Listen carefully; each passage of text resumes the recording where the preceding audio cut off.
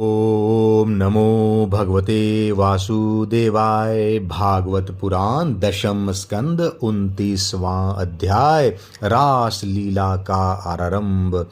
श्री सुखदेव जी कहते हैं, परीक्षित, शरद ऋतु थी, उसके कारण बेला, चमेली आदि सुगंधित पुष्प खिलकर मह मह महक रहे थे। भगवान ने चीरहरण के समय गोपियों को जिन रात्रियों का संकेत किया था, वे सब की सब पुंजीभूत होकर एक ही रात्रि के रूप में उल्लासित हो रही थी। भगवान ने उन्हें देखकर दिव्य बनाया। गोपियां तो चाहती ही थी, अब भगवान ने भी अपनी अचिंत महाशक्ति योग माया के सहारे उन्हें निमित्त बनाकर रसमयी रास क्रीड़ा करने का संकल्प किया। अमना होने पर भी उन्होंने अपने प्रेमियों की इच्छा पूर्ण करने के लिए मन स्वीकार किया। भगवान के संकल्प करते ही चंद्रदेव ने प्राची दिशा के मुखमंडल पर अपने शीतल किरण रूपी कर कमलों से लालिमा की रोली केशर मल दी। जैसे बहुत दिनों के बाद अपनी प्राण प्रिया पत्नी के पास आकर उसके प्रियतम पति ने उसे आनंदित करने के लिए ऐसा किया हो। इस प्रकार चंद्रदेव ने उदय होकर न केवल पूर्व दिशा का परंतु संसार के समस्त चर अचर प्राणियों का संताप जो दिन में शरतकालीन प्रखर शुर रश्मियों के कारण बढ़ गया था, दूर कर दिया। उस दिन चंद्रदेव का मंडल अखंड था। पूर्णिमा की रात्रि थी। वे नूतन केशर के समान लाल लाल हो रहे थे। कुछ संकोच मिश्रित अभिलाषा से युक्त जान पड़ते थे। उनका मुखमंडल लक्ष्मी जी के समान मालूम हो रहा था। उनकी कोमल किरणों से सारा वन अनुराग के रंग में रंग गया था। वन के कोने कोने से उन्होंने अपनी चांदनी के द्वारा अमृत का समुद्र उड़ेल दिया था। भगवान श्री कृष्ण ने अपने दिव्य उज्ज्वल रस के उद्दीपन की पूरी सामग्री उन्हें और उस वन को देखकर अपनी बांसुरी पर ब्रज सुंदरियों के मन को हरण करने वाली काम बीज क्ली की अस्पष्ट एवं मधुर तान छेड़ी। भगवान का वह वंशी वादन भगवान के प्रेम को, उनके मिलन की लालसा को अत्यंत उकसाने वाला, बढ़ाने वाला था। यूं तो श्याम सुंदर ने पहले से ही गोपियों के मन को अपने वश में कर रखा था। अब तो उनके मन की सारी वस्तुएं भय, संकोच, धैर्य, मर्यादा आदि की वृत्तियां भी छीन ली। वंशी ध्वनि सुनते ही उनकी विचित्र गति हो गई।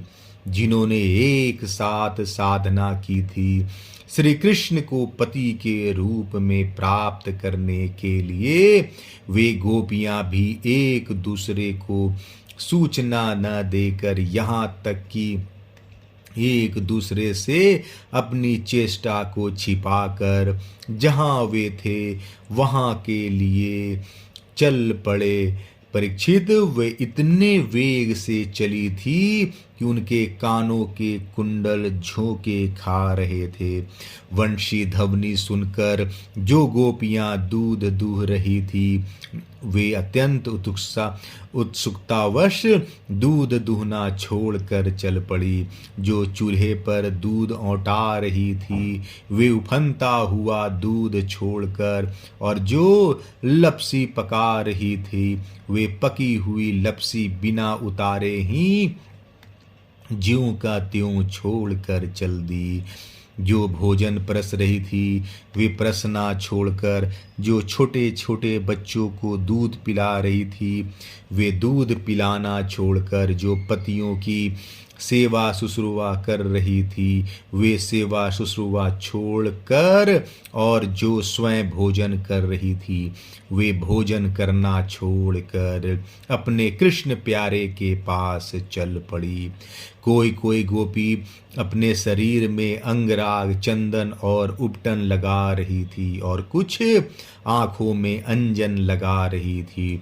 वे उन्हें छोड़कर तथा उल्टे पुल्टे पलटे वस्त्र धारण कर श्री कृष्ण के पास पहुँचने के लिए चल पड़ी। पिता और पतियों ने, भाई और जाति बंधुओं ने उन्हें रोका, उनकी मंगलमयी प्रेम यात्रा में विघ्न डाला, परंतु वे इतनी मोहित हो गई थी कि रोकने पर भी न रुक सकी। रुकती कैसे? विश्व मोहन श्री कृष्ण उनके प्राण, मन और आत्मा सब कुछ का अपहरण जो कर लिया था। परीक्षित, उस समय कुछ गोपियां घरों के भीतर थी, उन्हें बाहर निकलने का मार्ग ही न मिला। तब उन्होंने अपने नेत्र मूंद लिए और बड़ी तन्मयता से श्री कृष्ण के सौंदर्य, माधुर्य और लीलाओं का ध्यान करने लगे। परीक्षित, अपने परम प्रियतम श्री कृष्ण के अशाह विरह की तीव्र वेदना से उनके हृदय में इतनी व्यथा, इतनी जलन हुई कि उनमें जो कुछ अशुभ संस्कारों का लेश मात्र अवशेष था वह भस्म हो गया। इसके बाद तुरंत ही ध्यान लग गया। ध्यान में उनके सामने भगवान श्री कृष्ण प्रकट हुए। उन्होंने मन ही मन बड़े प्रेम से, बड़े आवेग से उनका आलिंगन किया। उस समय उन्हें इतना सुख, इतनी शांति मिली कि उनके सब के सब पुण्य के संस्कार एक साथ ही छिन्न हो गए। परीक्षित, यद्यपि उनका उस समय श्री कृष्ण के प्रति जार भाव भी था, तथापि कहीं सत्य वस्तु भी भाव की अपेक्षा रखती है। उन्होंने जिनका आलिंगन किया, चाहे किसी भी भाव से किया हो, वे स्वयं परमात्मा ही तो थे। इसलिए उन्होंने पाप और पुण्य रूप कर्म के परिणाम से बने हुए गुणमय शरीर का परित्याग कर दिया। भगवान की लीला में सम्मिलित होने के योग्य दिव्य अप्रकृत शरीर प्राप्त कर लिया। इस शरीर से भोगे जाने वाले कर्म बंधन तो ध्यान के समय ही छिन्न भिन्न हो चुके थे। राजा परीक्षित ने पूछा, भगवान, गोपियां तो भगवान श्री कृष्ण को केवल अपना परम प्रियतम ही मानती थी, उनका उनमें ब्रह्म भाव नहीं था। इस प्रकार उनकी दृष्टि प्राकृतिक गुणों में ही आसक्त दिखती है। ऐसी स्थिति में उनके लिए गुणों के प्रवाह रूप इस संसार की निवृत्ति कैसे संभव हुई? श्री सुखदेव जी ने कहा, परीक्षित, मैं तुमसे पहले ही कह चुका हूँ कि छेदी राज शिशुपाल भगवान के प्रति द्वेष भाव रखने पर भी अपने प्राकृत शरीर को छोड़कर अप्राकृत शरीर से उनका पार्षद हो गया।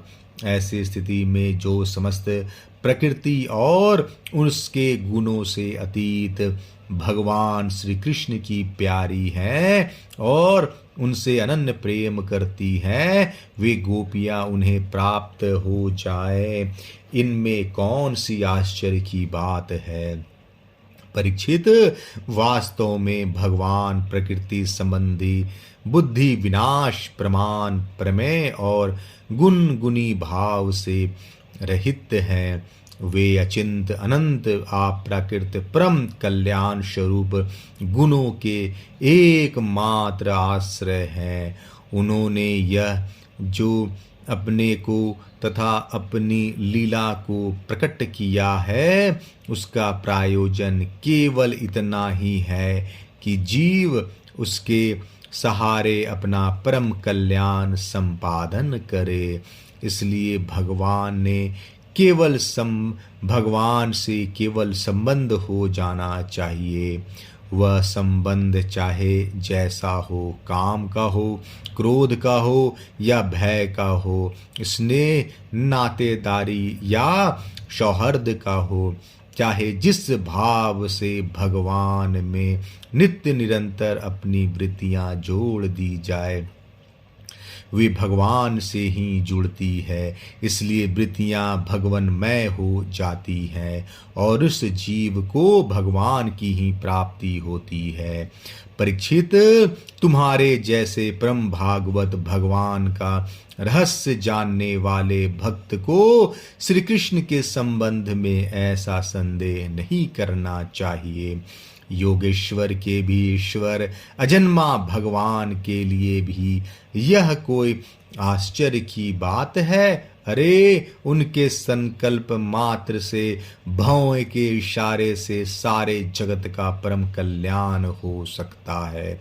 जब भगवान श्री कृष्ण ने देखा कि ब्रज की अनुपम विभूतियां गोपियां मेरे बिल्कुल पास आ गई हैं, तब उन्होंने अपनी विनोद भरी वाक चातुर्य से उन्हें मोहित करते हुए कहा, क्यों न हो भूत, भविष्य और वर्तमान काल के जितने वक्ता हैं, उनमें वे ही सर्वश्रेष्ठ हैं।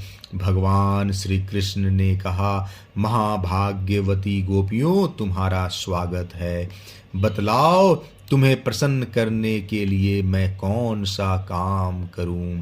ब्रज में तो सब कुशल मंगल है ना? कहो, इस समय यहाँ आने की क्या आवश्यकता पड़ गई?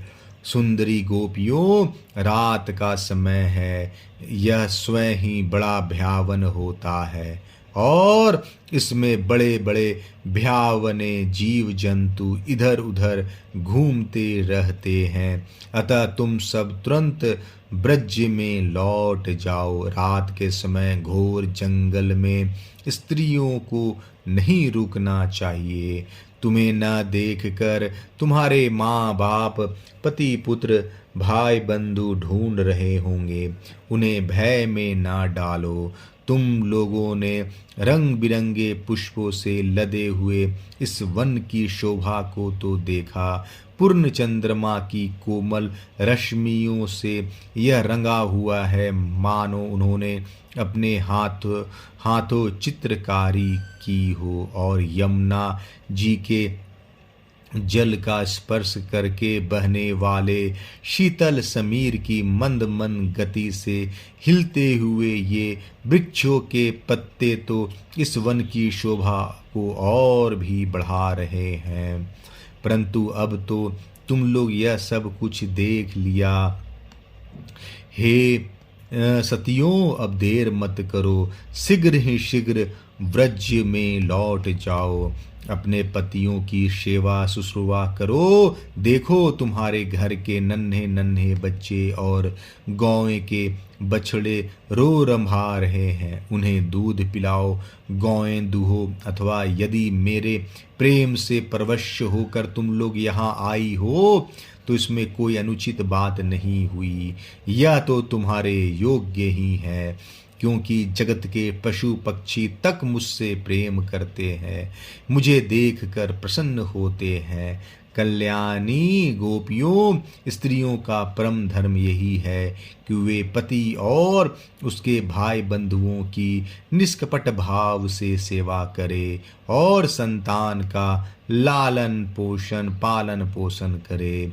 जिन स्त्रियों को उत्तम लोक प्राप्त करने की अभिलाषा हो, वे पातकी को छोड़कर और कभी भी किसी भी प्रकार पति का त्याग न करे। भले ही वह बुरे स्वभाव वाला, भाग्यहीन, वृद्ध, मूर्ख, रोगी या निर्धन ही क्यों न हो। कुलीन स्त्रियों के लिए जार पुरुष की सेवा सब तरह से निंदनीय ही है। इससे उनका परलोक बिगड़ता है, स्वर्ग नहीं मिलता, इस लोक में अपयश होता है। यह कुकर्म स्वयं तो अत्यंत तुच्छ क्षणिक है ही, इसमें प्रत्यक्ष वर्तमान में भी कष्ट ही कष्ट है।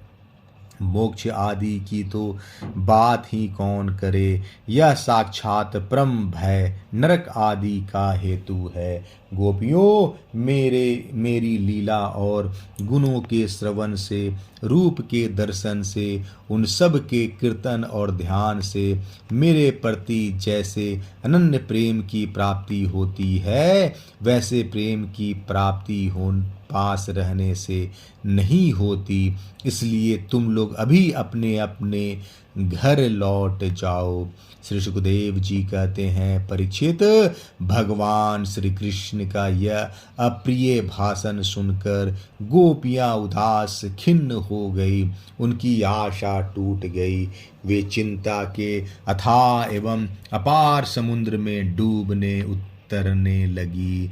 उनके बिंबाफल पके हुए कुंदरू के समान लाल लाल अधर शोक के कारण चलने वाली लंबी और गर्म सांस से सूख गए।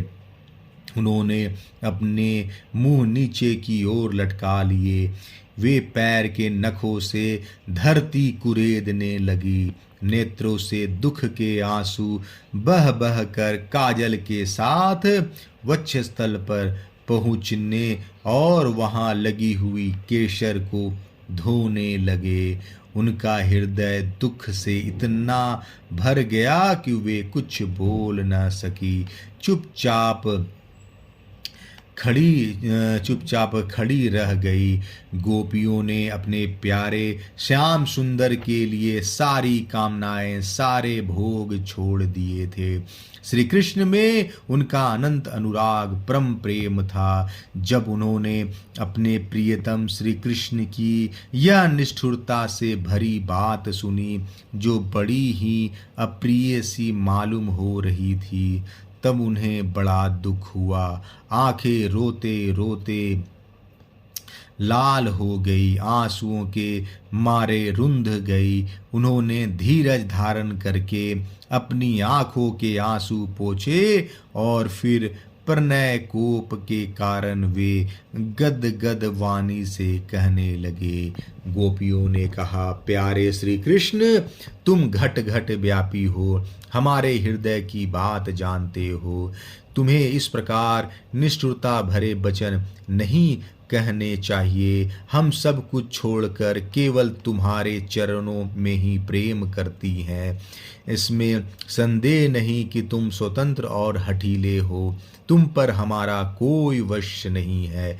फिर भी तुम अपनी ओर से जैसे आदि पुरुष भगवान नारायण कृपा करके अपने मुमुक्षु भक्तों से प्रेम करते हैं, वैसे ही हमें स्वीकार कर लो, हमारा त्याग मत करो। प्यारे श्याम सुंदर, तुम सब धर्मों का रहस्य जानते हो। तुम्हारा यह कहना कि अपने पति, पुत्र और भाई बंधुओं की सेवा करना ही स्त्रियों का स्वधर्म है, अक्षरशः ठीक है, परंतु इस उपदेश के अनुसार हमें तुम्हारी ही सेवा करनी चाहिए, क्योंकि तुम ही सब उपदेशों के पद चरम लक्ष्य हो, साक्षात भगवान हो। तुम्हें समस्त शरीरधारियों के सुहृद हो, आत्मा हो और परम प्रियतम हो। आत्मज्ञान में निपुण महापुरुष तुमसे ही प्रेम करते हैं, तुमसे ही प्रेम करते हैं। क्योंकि तुम नित्य प्रिय और अपने ही आत्मा हो। अनित्य एवं दुखद पति पुत्र आदि से क्या प्रयोजन है। परमेश्वर, इसलिए हम पर प्रसन्न हो, कृपा करो। कमल नयन, चीरकाल से तुम्हारे प्रति पाली पोषी आशा अभिलाषा की लहलहाती लता का छेदन मत करो। मनमोहन, अब तक हमारा चित्त घर के काम धंधों में लगता था, इसी से हमारे हाथ भी उनमें रमे हुए थे। परंतु तुमने हमारे देखते देखते हमारा वह चित लूट लिया। इसमें तुम्हें कोई कठिनाई भी नहीं उठानी पड़ी। तुम तो सुख स्वरूप हो ना, परंतु अब तो हमारी गति मति निराली ही हो गई है। हमारे ये पैर तुम्हारे चरण कमलों को छोड़कर एक पग भी हटने को के लिए तैयार नहीं है, नहीं हट रहे हैं। फिर हम ब्रज में कैसे जाएं, और यदि वहां जाएं भी तो करे क्या। प्राण बल्लभ हमारे प्यारे सखा, तुम्हारी मंद मंद मधुर मुस्कान, प्रेम भरी चितवन और मनोहर संगीत ने हमारे हृदय में तुम्हारे प्रेम और मिलन की आग धधका दी है। उसे तुम अपने अधरों की रसधारा से बुझा दो, नहीं तो प्रीतम हम सच कहती हैं, तुम्हारी विरह व्यथा की आग से हम अपने अपने शरीर जला देंगी और ध्यान के द्वारा तुम्हारे चरण कमलों को प्राप्त करेंगी। प्यारे कमल नयन, तुम वनवासियों के प्यारे हो और वे भी तुमसे बहुत प्रेम करते हैं। इससे प्रायः तुम उन्हीं के पास रहते हो। यहाँ तक कि तुम्हारे जिन चरण कमलों की सेवा का अवसर स्वयं लक्ष्मी जी को भी कभी कभी ही मिलती है, उन्हीं चरणों का स्पर्श हमें प्राप्त हुआ। जिस दिन यह सौभाग्य हमें मिला और तुमने हमें स्वीकार करके आनंदित किया, उसी दिन से हम और किसी के सामने एक क्षण के लिए भी ठहरने में असमर्थ हो गई हैं। पति पुत्रादिकों की सेवा तो दूर रही, हमारे स्वामी जिन लक्ष्मी जी का कृपा कटाक्ष प्राप्त करने के लिए बड़े बड़े देवता तपस्या करते हैं, वही लक्ष्मी जी तुम्हारे वक्षस्थल में बिना किसी की प्रतिद्वंदिता के स्थान प्राप्त कर लेने पर भी अपनी सौत तुलसी के साथ तुम्हारे चरणों की रज पाने की अभिलाषा किया करती हैं। अब तक के सभी भक्तों ने उस चरण रज का सेवन किया है, उन्हीं के समान हम भी तुम्हारी उसी चरण रज की शरण में आई हैं। भगवन, अब तक जिसने भी तुम्हारे चरणों की शरण ली है, उसके सारे कष्ट तुमने मिटा दिए। अब तुम हम पर कृपा करो, हमें भी अपने प्रसाद का भाजन बनाओ। हम तुम्हारी सेवा करने की आशा अभिलाषा से घर गांव कुटुंब सब कुछ छोड़कर तुम्हारे युगल चरणों की शरण में आई हैं। प्रियतम, वहां से तुम्हारी आराधना के लिए अवकाश ही नहीं है। परम भूषण पुरुषभूषण पुरुषोत्तम, तुम्हारी मधुर मुस्कान और चारु चितवन ने हमारे हृदय में प्रेम की मिलन की आकांक्षा की आग धधका दी है। हमारा रोम रोम उससे जल रहा है। तुम हमें अपनी दासी के रूप में स्वीकार कर लो, हमें अपनी सेवा का अवसर दो। प्रियतम, तुम्हारी सुंदर मुख कमल जिस पर घुंघराली अलके झलक रही हैं, तुम्हारे ये कमनीय कपोल जिन पर सुंदर सुंदर कुंडल